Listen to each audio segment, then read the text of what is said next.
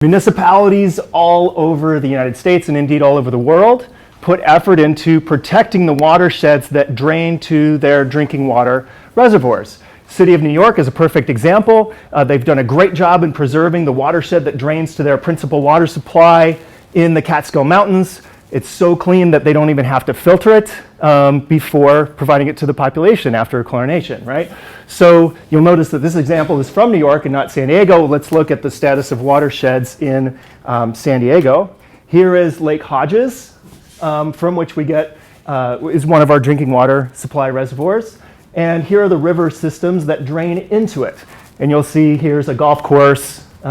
Here's a dense residential, high-density residential neighborhood. Here's a commercial zone. And if we zoom out and look broader at the whole watershed, here's Lake Hodges, looking upstream, the entire city of Ramona, parts of the city of Poway, parts of the city of Escondido, and a significant amount of agriculture, including intensive poultry production, are all located inside the watershed, right? So our drinking water watersheds are urbanized. Not only that, but the zoning would allow it to become up to 2/3 urbanized by 2050, right? So it's written into our plans for water land use in San Diego that we're urbanizing our drinking water reservoirs, right? So already 1/3 urbanized could become 2/3 urbanized. So the question is, how does this impact our water quality? Bad water quality from nutrient loading that increases algal production can cause taste and odor problems. It can react with disinfectants to create even carcinogenic compounds, and it has ecological impacts as well, right? So, but not just land use, but also circulation dynamics in a reservoir can impact its water quality. If you remember back to your high school biology class, you might have learned about the cycle of stratification and lake turnover. The strength of stratification in particular during the late summer and early fall is related to how much oxygen and phosphorus release you get from the hypolimnion, or the bottom of the reservoir, right? So we wanted to also ask, have changes in stratification due to interannual variability in climate altered our water quality as well, right? So we wanted to look at spatial and temporal changes in water quality in our drinking water reservoirs. And we took 4 reservoirs, Hodges, Sutherland, Barrett, and Morena, that all differ in their level of development, from the most pristine at Barrett, drains a national forest, to the most impacted, which is Hodges, and 2 other watersheds in the middle, all of which are slated to be even more developed by 2050. Okay, so simple measures of water quality include this little Secchi disc. You lower this disc into the water until it disappears and write down how deep that was. And the anoxic factor is an indication of the severity and temporal and spatial extent of anoxia in a reservoir. So we took city data on these 2 variables for about 22 years. And we wanted to ask, does land use in the watershed correlate with transparency and the anoxic factor in our drinking water watersheds? So our hypothesis was, does more development in the watershed result in decreased transparency? And we were right? So our first hypothesis was right, or supported, that as you get to more development, the water quality goes from good to bad, from transparent to less transparent. And this is Barrett, Morena, Sutherland, and Hodges, right? So just looking at the long-term average, looks like the more development that happens in our watershed, the less transparent, the worse the water quality. Okay, so now we want to look at changes over time. And did water quality change over time from 1990 to 2011? We hypothesized that our pristine watershed, that Barrett watershed that is in the National Forest and drains the Cleveland National Forest, would show very little change, would be stable, and that other watersheds that had more urban development would continue to change. We were wrong about that, in fact, dead wrong. Barrett, the most pristine watershed, showed the most rapid changes in transparency and in anoxia. It got more anoxic and it got less transparent over the period of observation. How is it possible that our most pristine watershed got worse faster than anywhere else, right?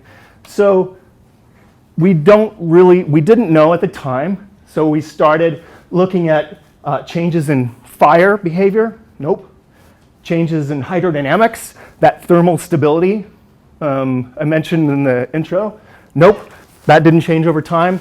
Changes in precipitation, not really.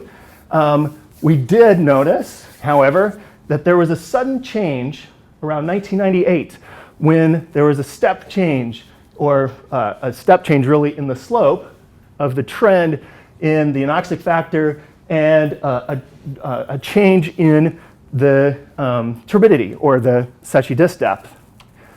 So my student did a little more research and found that in 1994, Lake Barrett was open to fishing, and in 1998, the threadfin shad was introduced to the lake, which is a zooplanktivore native of the southeast US, and it was stocked in order to support the largemouth bass, and this is a very largemouth bass, fishery in Lake Barrett. It's one of the more sought after largemouth bass fishing reservoirs in San Diego.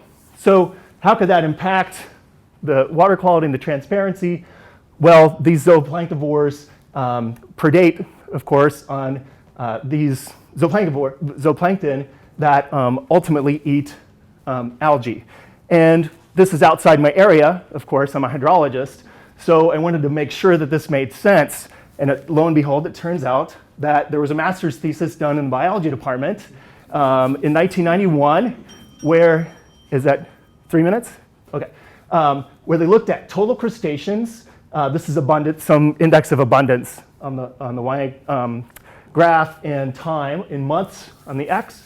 And non-shad lakes had significantly more crustaceans than shad lakes, right? So the presence of shad reduces the abundance of crustaceans, including cute little Daphnia, advisor Steve Hurlbut. So we were very pleased to find that there was at least some backing for this initial hypothesis. And others have declared that threadfin shad are capable of virtually eliminating zooplankton communities. The long-term negative effects of stocking threadfin shad may greatly outweigh the short-term positive benefits to piscivores, right? All the way back in 1986, so he probably would have said, yeah, of course. So to conclude, water quality does deteriorate with the amount of urbanization in our watersheds. However, trends in water quality over the past 20 years have not been related to changes in hydrodynamics or land use. They've been predominantly driven, we think, this is still speculative, and this is where we can use help of the rest of the SDSU community, to ecosystem changes and into the introduction of non-native fish species. So our questions for future research include, what are the implications for water treatment costs of both the land development and the introduction of these non-native fish species? What are the implications for human health? Could we pay to preserve watersheds in a cost-effective way? And finally, how should we develop predictive models of this whole water quality system, water quality and land use, and now fisheries ecosystem system, to guide policy quantitatively, right? So we used to think we could just model land use, how that impacts nutrient loading to the lake, how that interacts with algal growth and lake circulation, and we were done. Turns out now that we believe we have to take into account at least 2 trophic levels of fish on top of that. So we are definitely doing a big experiment on our watersheds and our drinking water quality in San Diego, and we look forward to continuing to understand more about what we're doing. So thank you very much.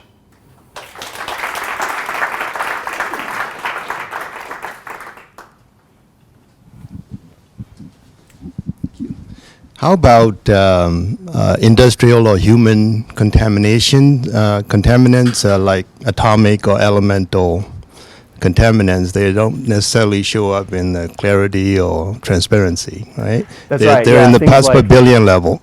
Yeah, heavy metals, pesticides, things like that. Yeah, we didn't look at those at all. These are all sort of indirect, well, yeah, I mean, they're measures of the aggregate impact Right. of a whole bunch of things on transparency and oxygen. So we didn't look at toxics Okay. in particular. And that would be definitely a really important and interesting thing to look into. Okay. Yeah. What about the sustained drought conditions we are in? Yeah, so we did note that if the water level falls a lot, like in Morena, the water level fell significantly and the lake basically didn't fill up for several years.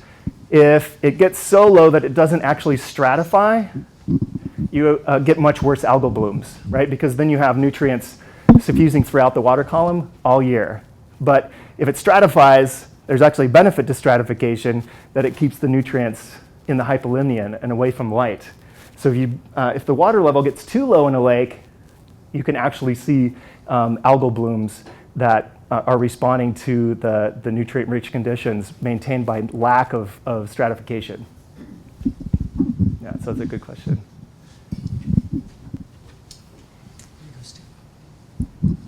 We'll have to get together and talk. I'm Stu Hurlbert. Yeah, And great. I'm really surprised and happy to see I was hoping you'd be here.